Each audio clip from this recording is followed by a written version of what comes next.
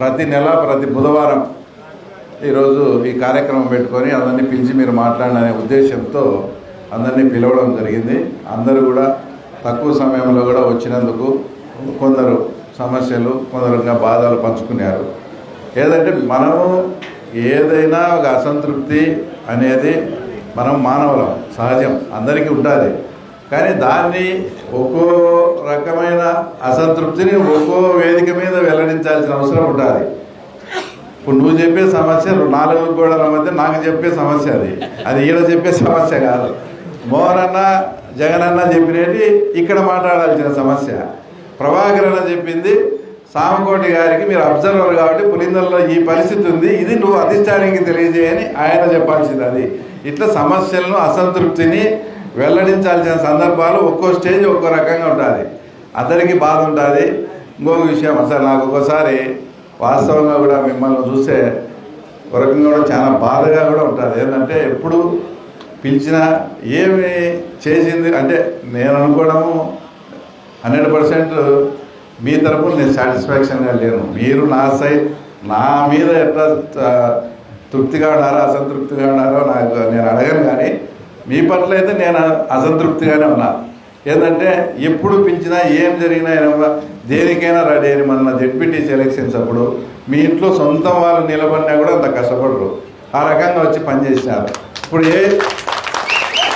తర్వాత ఇప్పుడు ఏ మీటింగ్ పెట్టినా ఇంకోటి పెట్టినా కూడా ఆఫీస్ అంతా కలకల్లాడుతా ఆ రకంగా వస్తారు. ఒకసారి మిమ్మల్ని చూస్తే కూడా అసలు నాకు నిజంగా చాలా బాధ, ఎప్పుడో రుణపడి ఉన్నాను అనుకుంటా. కానీ మళ్ళీ ఒకసారి ఆలోచించి నేనేమన్నా తప్పు చేస్తానా అని ఆలోచించుకొని నేనైతే తప్పు చేయడం లేదు కదా అని సరిదిద్దుకొని ఎప్పుడు మంచి టైం వస్తుంది కదా అని ఏదై ఒకసారి మీకు కూడా నా వల్ల చిన్న చిన్న ఏది ఊళ్ళో పోస్ట్ ఉంటే ఇద్దరు వచ్చి అడిగితారు, దానికి తప్పదు, నేను ఒకరికే ఇవ్వాలి. అప్పుడు ఇంకొకరు బాధపడిండొచ్చు, వాళ్ళకి సర్ది చెప్పి. ఇప్పుడు ఉదాహరణకు మా అమరుకు మేము ఆ తర్వాత కేవలం లింగాలలో జరిగినప్పుడు బూత్లో ఈడ్చి అతన్ని అవమానం చేసినారు.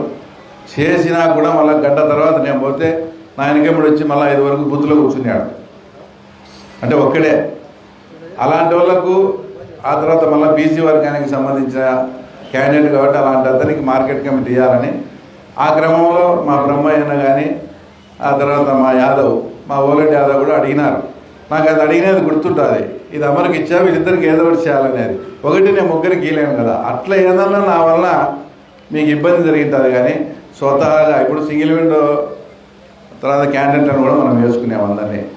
ఎక్కడన్నా డబ్బు ట్రాన్సాక్షన్ కానీ అనర్హుడికి ఏమైనా ఇచ్చినామో చెప్పండి. రాజారెడ్డి కేసులో ఏ కర్మాద లేకుండా పోయిన ఏలుపుల సుధాకర్కు సింగిల్ విండో ఇచ్చినామా లేదా మనం. అట్లా ఏది కోరి ఇప్పుడు లింగాల్లో ఇప్పుడు నవీన్ వాళ్ళ పెద్దనాయన సింగిల్ విండో ప్రెసిడెంట్ కాబట్టి మర్డర్ అయినాడు కాబట్టి వాళ్ళ ఆ వంశానికి సంబంధించినట్టుగా ఆ తర్వాత ఆయనకు మళ్ళీ విశ్వనాథ తమ్మునికి ఇట్లా ఎక్కడన్నా చూసుకోండి. మనకు వాళ్ళ దగ్గరికి పోతారు వీళ్ళ దగ్గర పోతారనేం కాదు. అసలు నారేపల్లి అవనాడన్నకు చైర్మన్ ఇచ్చాం కదా. మనకు తెలుగుదేశం పార్టీకి నిజంగా ఎవరు కష్టపడి చేస్తారు ఏమనే దాని మీద ఆ రకంగా మాట్లాడి చేస్తున్నాం తప్ప. అయితే ఫస్ట్ ఈ ప్రోగ్రాం గురించి 2 నిమిషాలు మాట్లాడి మళ్ళీ చెప్తాం. ఇప్పుడు తప్పకుండా చేసి వాళ్ళు ఏదైతే కండిషన్ ప్రకారం చేయమన్నారో ఆ ప్రకారంగా చేసి వదిలేస్తాం. ఎందుకంటే మన మీద నింద రాకుండా. ఈరోజు మన వాళ్ళు కొందరు మనం అది చేయలేదు ఇది చేయలేదు అని కూడా మాట్లాడినారు. ఇవన్నీ మాట్లాడినప్పుడు మీరు ఇది చేయలేదు కదా అంటారు. కాబట్టి ఆ పరిస్థితి రాకుండా మన పని మనం చేసి ఆ తర్వాత మనం అడగాల్సింది అది ఏ స్టైల్లో అడగాల ఏం అడగాలనేది మళ్ళీ మాట్లాడదాం. కాబట్టి ఈ ప్రోగ్రాం అనేది అందరికీ ఏం లేదు, తల్లికి వందనం వచ్చిందా, పెన్షన్ వచ్చిందా, 60 ఏళ్ళ నుండి పెన్షన్ రాలేదా, ఇట్లాంటి వాటిని అడుగుతూ పోయేదే.